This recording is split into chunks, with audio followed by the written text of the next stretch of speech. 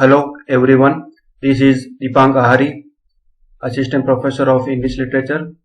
Previous video में मैंने आपको मैकबेथ के एक्ट 5th सीन 3rd को एक्सप्लेन किया था। हमने देखा था कि इंग्लिश फोर्सेस जो है वो मैकबेथ की सेना पर अटैक करने वाली है और वो पूरी तरह से तैयार है।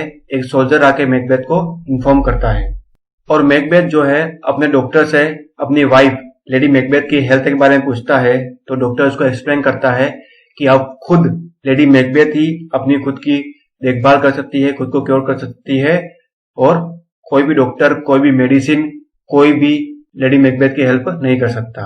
तब मैकबेथ डॉक्टर को कहता है कि वो अपनी सभी दवाइयां, सभी मेडिसिन बाहर फेंक दे, कुत्तों को फेंक दे और एंड मैकबेथ जो है इंग्लिश फोर्सेस से फेस करने के लिए, उसका सामना करने के लिए बिल्कुल रेडी हो जाता है। यह सब हमने प्रीवियस वीडियो में देखा था, समझा था। ऑलराइट, इस वीडियो में मैं आपको फर्दर सीन्स को एक्सप्लेन करूंगा। Alright, so let's begin act 5th scene 4th। तो जैसे ही act 5th scene 4th begin होता है, हमें जो प्लेस दिखाया जाता है वो है country near Dunsinane, a wood in view. Dunsinane के पास में ही एक रूरल एरिया हमको दिखाया जाता है और हमें डंसिनेन के पास का ही एक वुड, एक जंगल दिखाई देता है। ऑलराइट, सो इस सीन 4th में जो जो कैरेक्टर्स अपीयर होंगे और परफॉर्म करेंगे उन कैरेक्टर्स के नेम है Malcolm, old Siward, Macduff, young Siward, Menteith, Caithness, Angus, Lennox, Ross and soldiers. तो यह एक बहुत ही शॉर्ट सीन है और इसमें बहुत सारे कैरेक्टर्स दिखाए जाएंगे।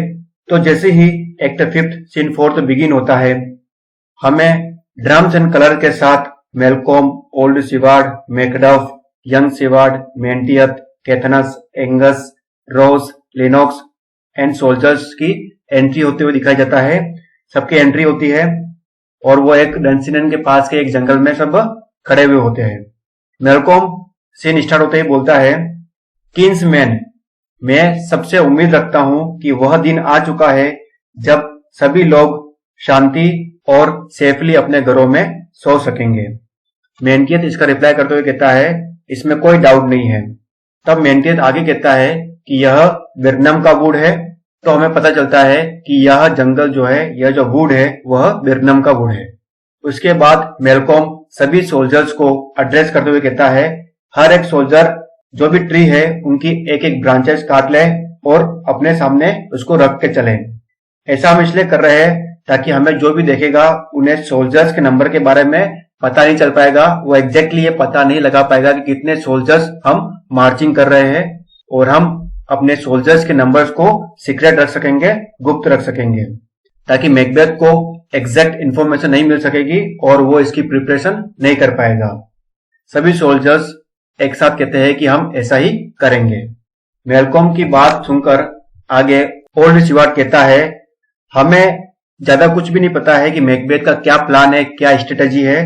हम तो केवल ये जानते हैं कि उस टायरन मैकबेथ को अपनी विक्ट्री पर पूरा बिलीफ है, पूरा ट्रस्ट है। उसको लगता है कि वह जीत के ही रहेगा, उसकी विक्ट्री होके ही रहेगी।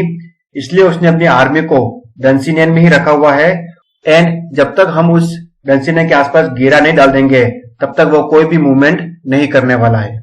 मेलकॉम ओल्ड सीवार्ड की बात सुनकर रिप्लाई करता है, हाँ, जब भी और जिसे भी अपॉर्चुनिटी मिलेगी वह सभी लोग जो है उसके खिलाफ, उसके अगेंस्ट रिवोल्ट कर देंगे, विद्रोह कर देंगे और उसे छोड़कर चले जाएंगे।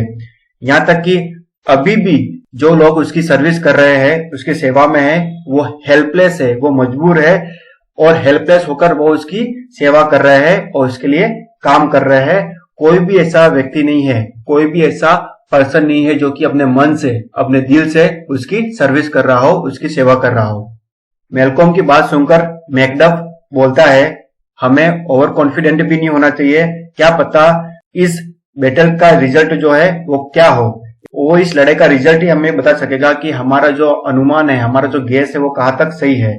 इसलिए हमें युद्ध से पहले जो भी तैयारियां होती है, जो भी प्रिपरेशन होती है वो बहुत ही अच्छी तरह से कर लेनी चाहिए।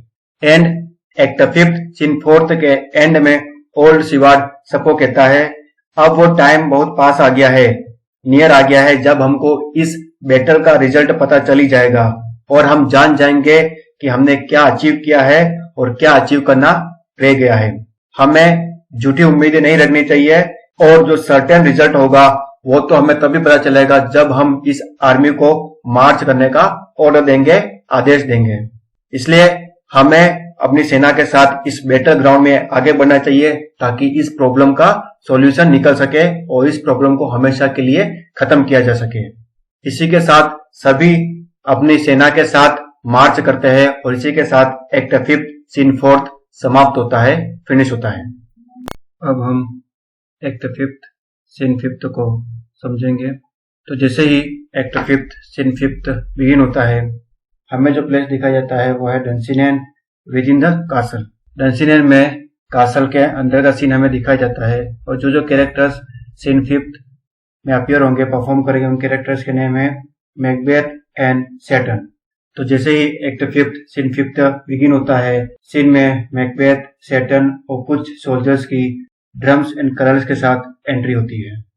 सीन 5 बिगिन होते ही मैकबेथ बोलता है, इस कासल के बाहर जो भी दीवार है वहां पर हमारे राष्ट्रीय झंडे लगा दो ताकि जो भी दुश्मन है, जो भी एनिमीज है, वो समझ ले कि मैं उनका सामना करूंगा, उनको फेस करूंगा।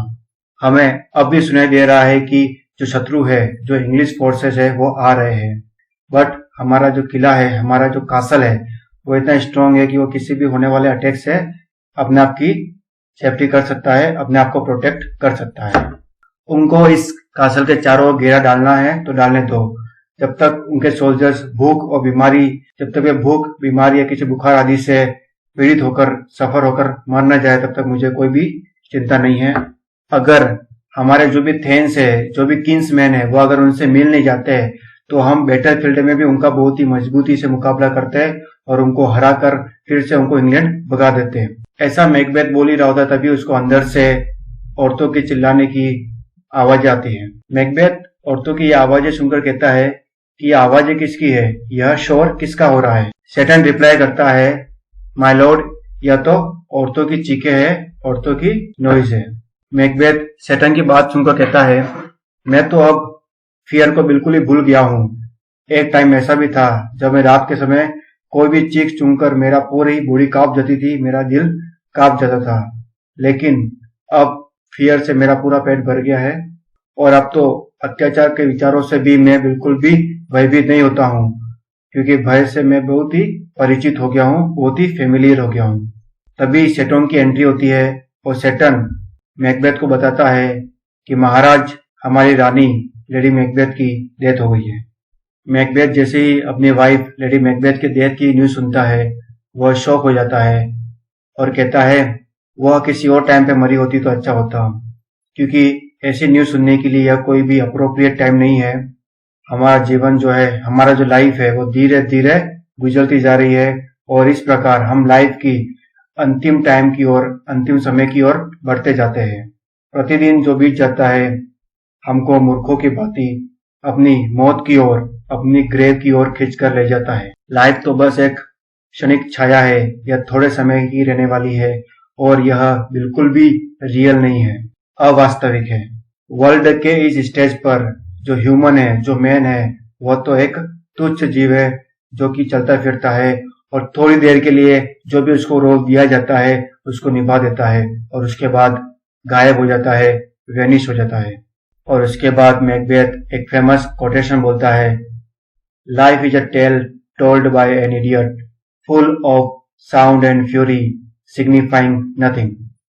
मैकबेथ के इस कोटेशन का मीनिंग है कि एक ह्यूमन की लाइफ, एक मनुष्य का जीवन तो एक ऐसी मूर्खतापूर्ण कहानी है जो कि एक फूल द्वारा, एक मूर्ख आदमी द्वारा अपनी बेकार बातों के साथ एक क्रोध में और फ्यूरी में कह देता है और इस लाइफ का बिल्कुल भी कोई सिग्निफिकेंस नहीं है, कोई भी मीनिंग नहीं है, कोई भी इंपोर्टेंस नहीं है। ऐसा मैकबेथ कह ही रहा होता है, तभी एक मैसेंजर की एंट्री होती है। उस मैसेंजर को देखकर मैकबेथ उससे पूछता है, क्या तुम मुझसे कुछ कहने आया हो, कोई न्यूज लेके आया हो? जो भी न्यूज है तो मुझे शीघ्र ही कह डालो। वह मैसेंजर मैकबेथ को कहता है, मैजेस्टी, मैंने जो कुछ भी देखा है मुझे समझ में नहीं आ रहा है वो आपसे मैं किस प्रकार कहूँ।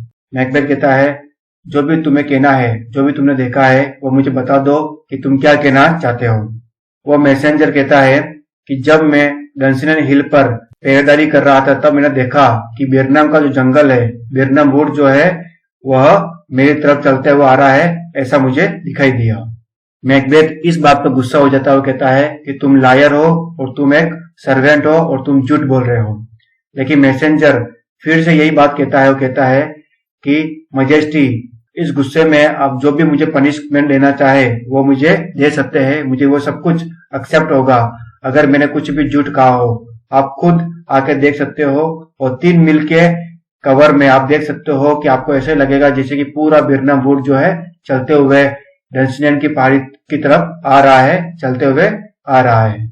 मैं ये कहना चाहता हूँ कि ऐसा लग रहा है जैसे कि पूरा पूरा जंगल जो है वह चलते हुए हमारी तरफ बढ़ रहा है।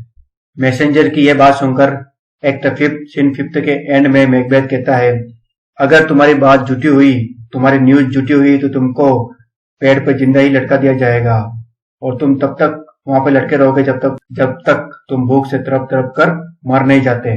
पर अगर तुम्हारा समाचार, अगर तुम्हारी न्यूज सच्ची हुई तो मेरा विश्वास, मेरा बिलीफ अब डगमगा रहा है और अब मुझे डाउट होने लगा है। जो भी विचेस ने प्रेडिक्शन किया था, जो भी विचेस ने भविष्यवाणी की थी, उन पर भी मुझे डाउट होने लगा है। मुझे ऐसा लग रहा है कि उन प्रेडिक्शन के डबल मीनिंग थे। हमें लगता है कि वे सच बोल रही है, लेकिन वह इस तरह से बोलती है कि झूठ को भी वो सच बोल देती है और हर बात के 2 अर्थ निकलते हैं। उन विचेस ने यह प्रेडिक्शन किया था कि जब तक वियतनाम वुड जो है चलकर डंसिनियन नहीं आ जाए तब तक डरने की कोई जरूरत नहीं है। और अब तुम बता रहे हो कि जंगल जो है वो डंसिनियन की तरफ चल के आ रहा है। अब तो तुरंत हथियार ले लो और फाइट करो, उनसे मुकाबला करो। मैकबेथ आगे कहता है कि मैं तो इस लाइफ से पूरी तरह से दुखी हो गया हूँ। मुझे तो अब दिन की रोशनी भी अच्छी नहीं लगती और मैं चाहता हूँ कि ये पूरी दुनिया ही, ये पूरा वर्ल्ड ही समाप्त हो जाए, डिस्ट्रॉय हो जाए। खतरे की घंटी बजा दीजिए और सभी तरफ विनाश होने दिया जाए। हम अवश्य ही शान से लड़ते हुए मरेंगे, नहीं तो कभी नहीं मरेंगे। ऐसा मैकबेथ एक्ट 5 सीन 5 के एंड में कहता है। इसी के साथ सीन 5 समाप्त हो जाता है। Alright, so thank you for watching this video.